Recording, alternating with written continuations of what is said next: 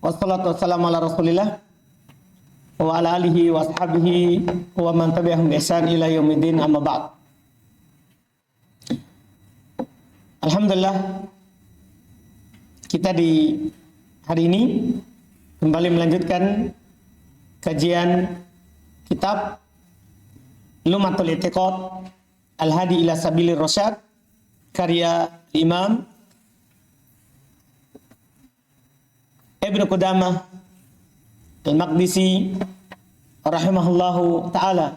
Kita sudah masuk di pembahasan sifat ya, yaitu beberapa contoh dari sifat Allah subhanahu wa ta'ala. Terakhir kita sudah masuk di pembahasan sifat contoh sifat Allah yang disebutkan di dalam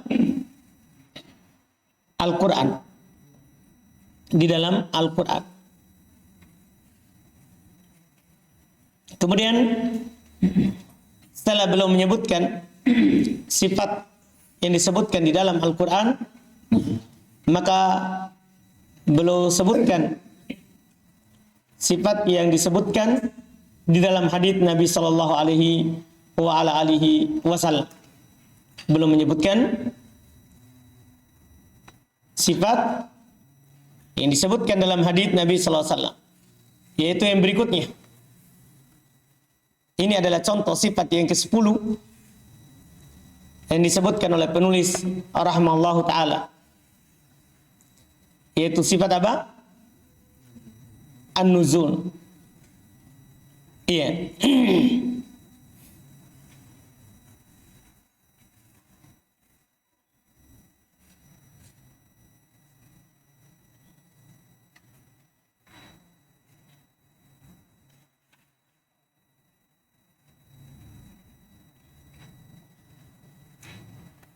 Itu aja.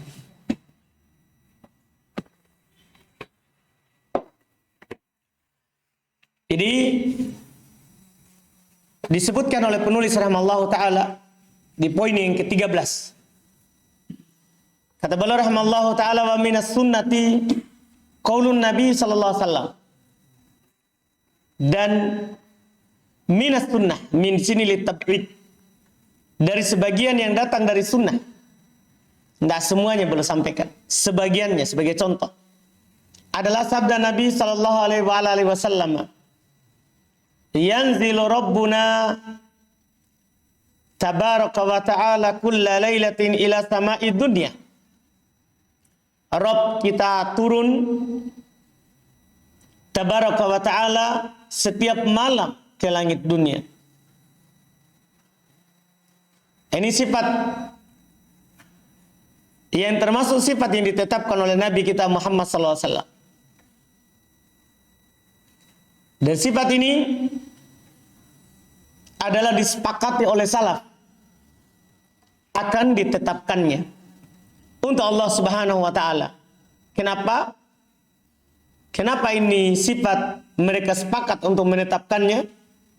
Karena itu ditetapkan oleh Nabi Muhammad SAW. Itu alasannya. Karena kita wajib beriman kepada Nabi SAW dan wajib beriman terhadap apa yang datang dari Nabi SAW. Jadi kita beriman tentang hal tersebut. Ketika Nabi SAW mengabarkan kepada kita, Rob kita turun ke langit dunia, maka kita katakan apa? Allah turun ke langit dunia. Allah turun ke langit dunia.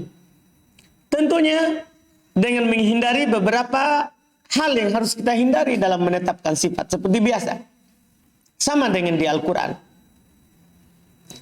kita harus menghindari yang namanya at-tamtsil, memperumpamakan, mempermisalkan turunnya Allah dengan turunnya makhluk. Itu yang pertama. Yang kedua, kita menghindari yang namanya takyif, membagaimanakan. Kita tidak boleh katakan bagaimana turunnya Allah. Tidak boleh. Karena kita cuma dikasih tahu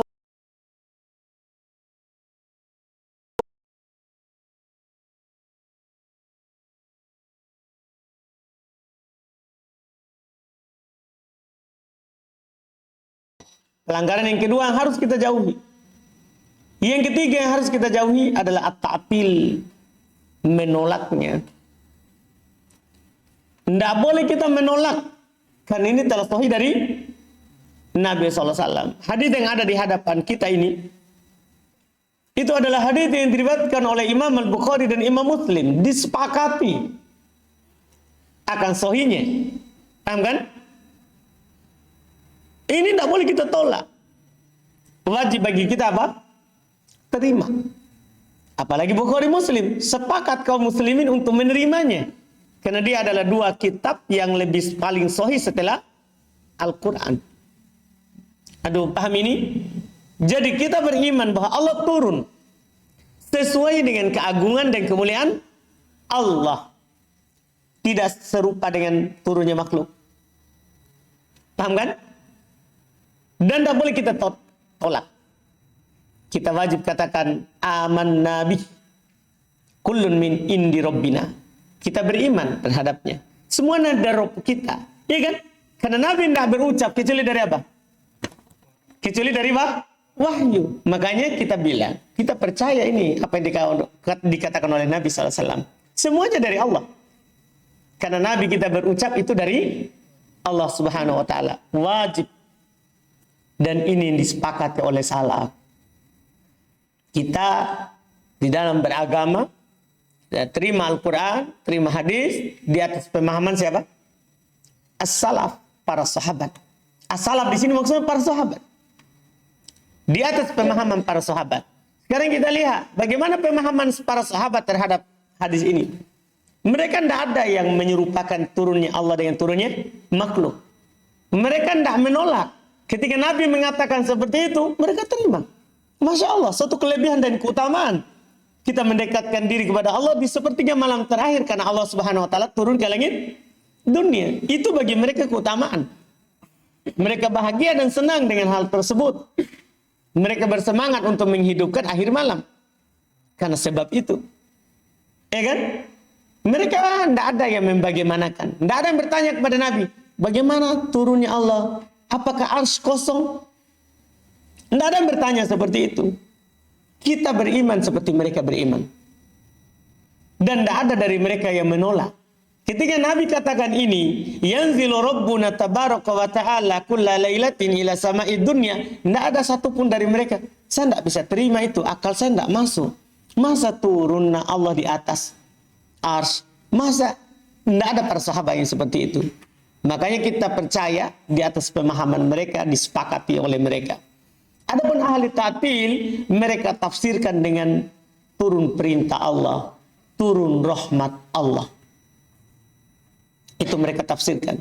Bahkan ada juga di antara mereka menerjemahkan, menafsirkan turun malaikat Allah. Jadi hadis tadi itu, ketika Allah katakan yanzilu rabbuna, turun Rabb kita, mereka bilang yanzilu amru rabbina, turun perintah Rabb kami. Ada juga mengatakan yanzilu rahmatu rabbina, turun rahmat Rabb kami. Ada juga mereka mengatakan yanzilu malaikatu rabbina, turun malaikat Rabb kami. Apa bantahannya ini? Siapa yang tahu bantahannya? Ini tafsir, terjemahan, ta'wil namanya. Abdurrahman Mubar, apa antum bantah kalau ada orang yang terjemahkan ini?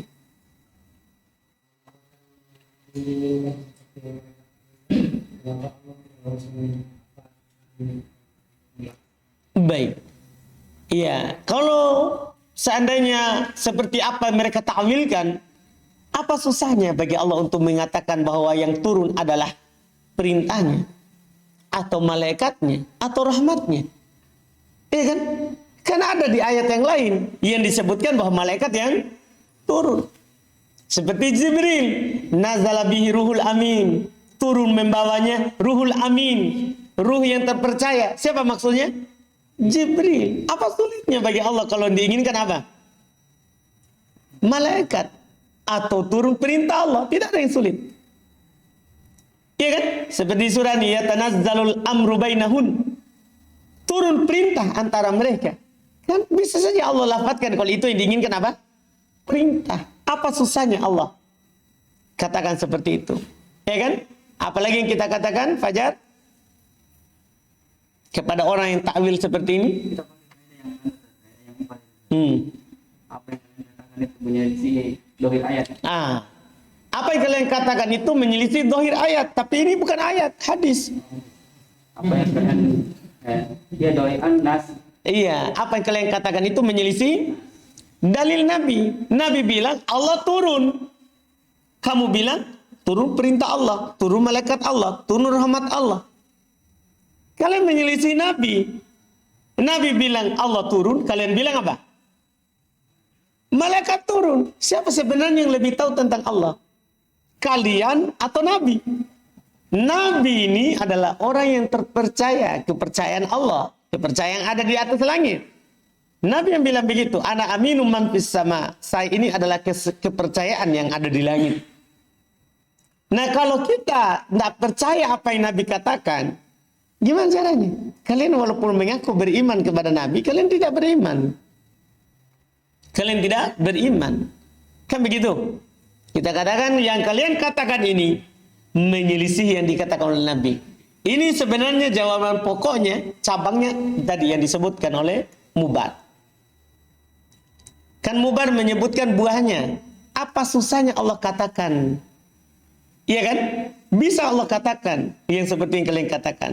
Kalian itu menyelisih dohir nas. Apalagi jawabannya?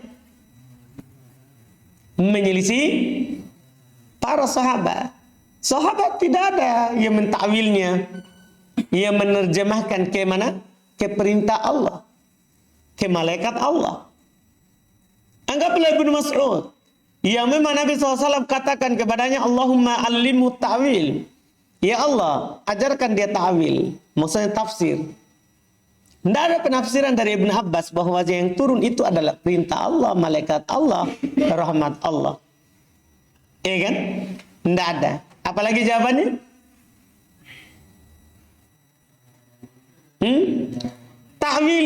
Takwil itu kita bisa terima kalau ada dalilnya. Ada enggak dalil yang menyatakan bahwa di sini yang diinginkan adalah perintah Allah, malaikat Allah, atau rahmat Allah? Kalau ada dalil, kita terima. Kalau tidak ada dalil, kita tidak bisa terima. Paham kan? Bantahan terakhir, dan ini adalah tentunya dia tidak akan bisa membantah, yaitu yang ada pada hadis itu sendiri. Karena tidaklah seseorang itu berdalil dengan satu dalil yang pemahamannya salah, keliru. Pasti dalam ayat itu ada bantahannya, atau hadis itu ada bantahannya. Kita baca lanjut hadisnya. Jadi Nabi SAW bersabda, yanzilu rabbuna ila sama'i dunya hina yabqa sulusul lailil akhir fayaqul man yad'uni fa'astajibulah. Cukup sampai di situ, sudah cukup. Jadi Nabi berkata, beliau bersabda, Rob kita akan turun ke langit dunia ketika tersisa sepertiga malam terakhir. Fayaqul, maka dia berkata, siapa yang berdoa kepadaku, saya akan mengabulkannya. Sekarang kalau kita terjemahkan ke perintah, yang turun adalah perintah Allah. Apakah bisa perintah Allah berkata seperti itu? Dia berkata, siapa yang berdoa kepadaku, saya akan kabulkan. Bisa nggak perintah? Bisa nggak? Enggak. Bisa nggak rahmat bilang begitu? Kalau diinginkan rahmat Allah, bisa nggak rahmat Allah bilang, siapa yang berdoa kepadaku, saya akan kabulkan? Bisa nggak? Sekarang, bisa nggak malaikat? Bukan haknya malaikat untuk mengabulkan doa. Anda paham? Kita tidak usahlah baca hadis sampai akhir. Sampai di situ saja sudah cukup membantah. Anda paham ini? Jadi dalam hadis ini terdapat bantahan terhadap takwil mereka yang batil itu. Karena tidak mungkin malaikat yang bilang, siapa yang berdoa kepadaku, saya akan kabulkan. Ini Allah yang punya hak di sini. Paham kan? Jelas ini? Ini sudah cukup untuk membantah takwil mereka. Tapi sebagian mereka kadang pakai akal. Tapi kalau Allah turun, Gimana? Di Indonesia sepertiga malam terakhir. Di tempat lain kan tidak. Karena beda malam. Itu kalau kamu berpikir terhadap dirimu, yang kemampuanmu itu cukup orang di sekitarmu. Dia kan penyakitnya orang yang seperti itu, dia samakan dirinya dengan Allah. Iya, kita memang betul. Karena kita hanya penguasa di Indonesia.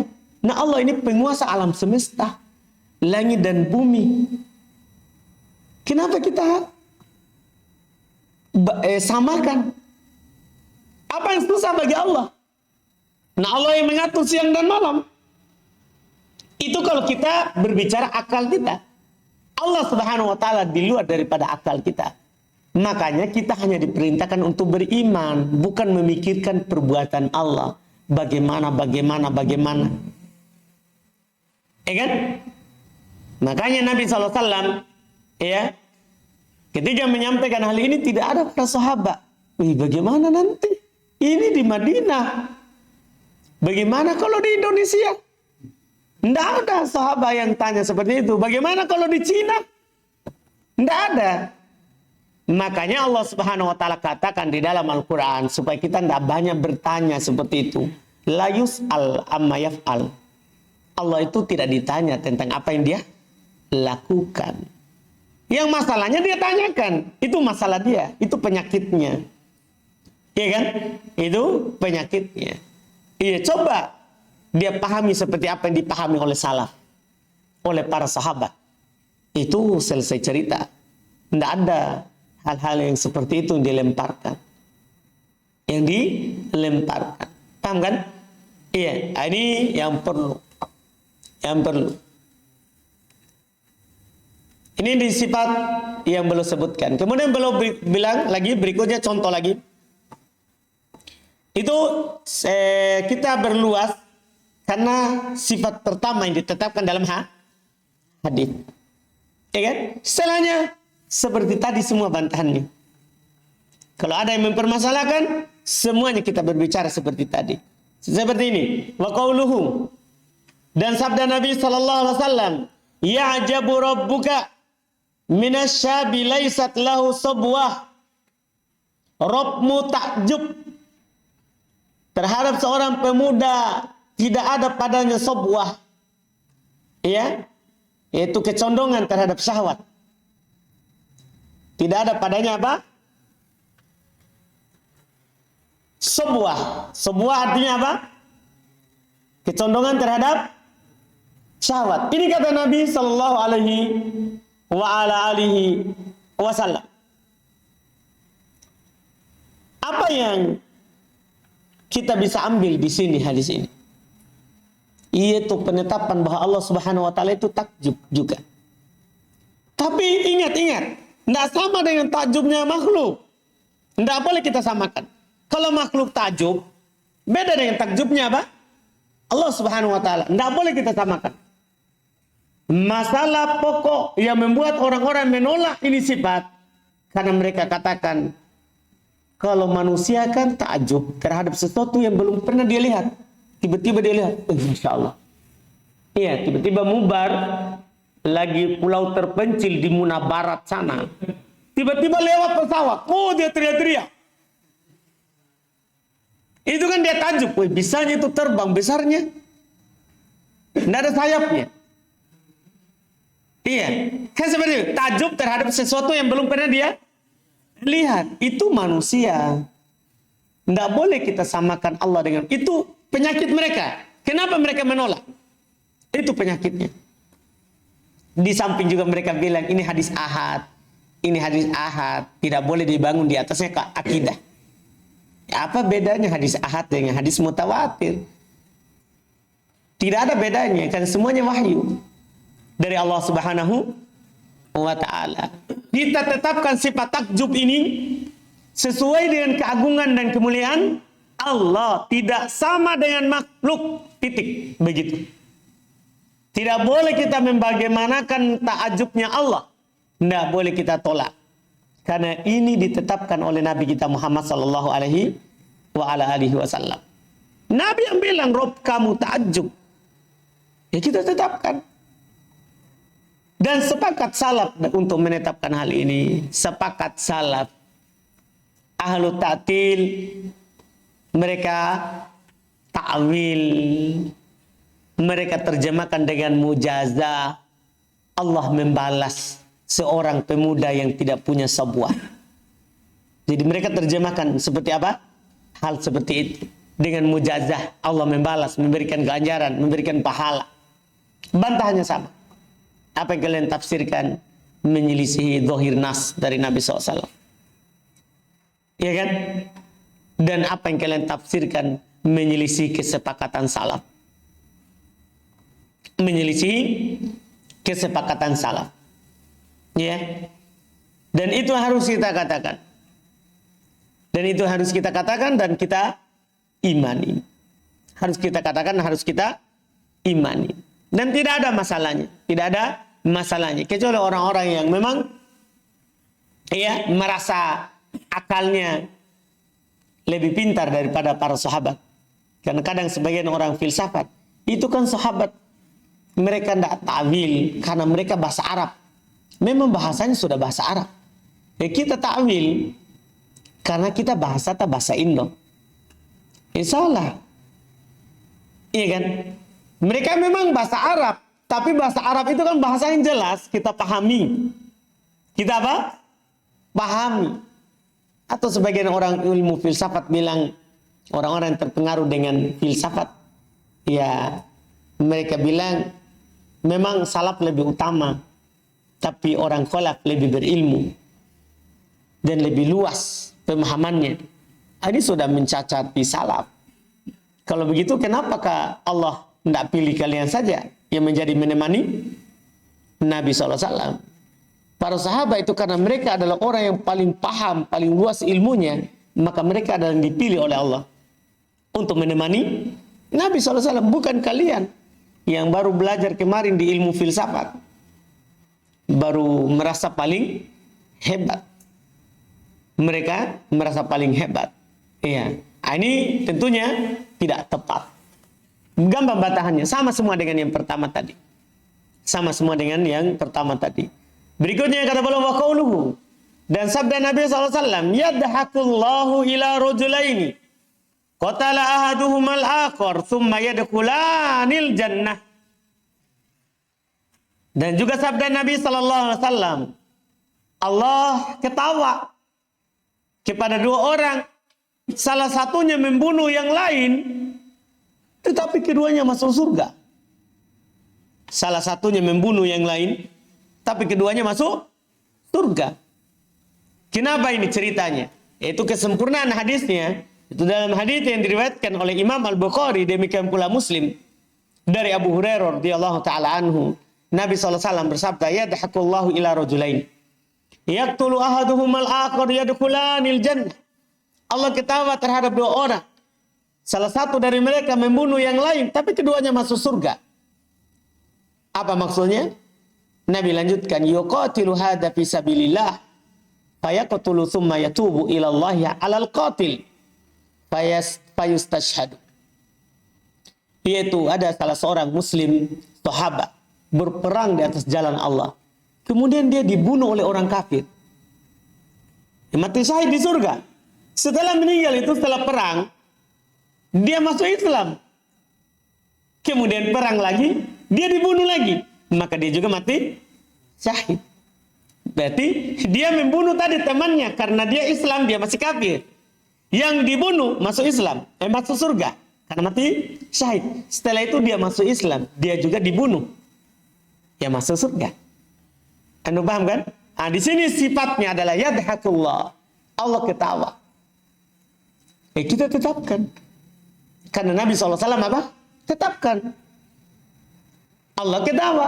Kita beriman terhadapnya. Sesuai dengan apa yang Nabi SAW tetapkan. Tentunya tidak boleh kita menyerupakannya dengan ketawanya makhluk. Tidak boleh sama sekali. Karena laisa kamitslihi syai'. Tidak ada sesuatu apapun yang serupa dengan Allah. Tidak boleh kita membagaimanakan. Bagaimana ketawanya Allah? Tidak boleh. Karena wal kaifu majhul. Bagaimananya itu kita tidak ada yang tahu. Bagaimananya tidak ada yang tahu. Iya. Tidak boleh. Dan tidak boleh kita menolaknya. Karena kalau kita menolak, maka kita menolak hadis Nabi Sallallahu Alaihi Wasallam. Ahli takwil juga sama. Mereka terjemahkan ketawa ini dengan pahala. Dengan pahala. Bantahannya seperti biasa. Sama. Yang kalian takwilkan itu menyelisih dohir nas. Kalian juga menyelisih kesepakatan salah. Menyelisih kesepakatan salah. Iya. Ini yang berikutnya. Ini selesai dari sisi hadis. Kemudian setelah itu beliau sampaikan lagi yang dari ayat terkait dengan sifat istawa. Iya. Bahwa Allah Subhanahu wa taala di atas. Bahwa Allah Subhanahu wa taala di atas. Dan dengan ini beliau tutup pembahasan. Karena setelah itu masuk dalam fasal yang baru terkait dengan kalamullah. Masih sifat juga, cuman belum buat fasal khusus karena ada yang menyelisihinya, apalagi dalam madhab Hanabilah, Imam Ahmad, berapa generasi belum disiksa karena mempertahankan keyakinan sifat bahwa Al-Quran adalah kalamullah, bukan makhluk. Bukan makhluk. Jadi kita baca ini sifat istiwa. Ya. Atau kita akhirkan. Kan dia agak panjang. Terkait dengan sifat istiwa belum sebut beberapa poin. Kita sebut akhirkan berikutnya. Kita cukupkan ini ya. Iya baik. Karena memang panjang kalau sifat istawa ini. Karena banyaknya kesalahpahaman dari orang-orang terkait dengan Allah di atas. Allah di atas. Insya Allah kita akhirkan nanti. Pertemuan akan datang insya Allah. Alhamdulillah.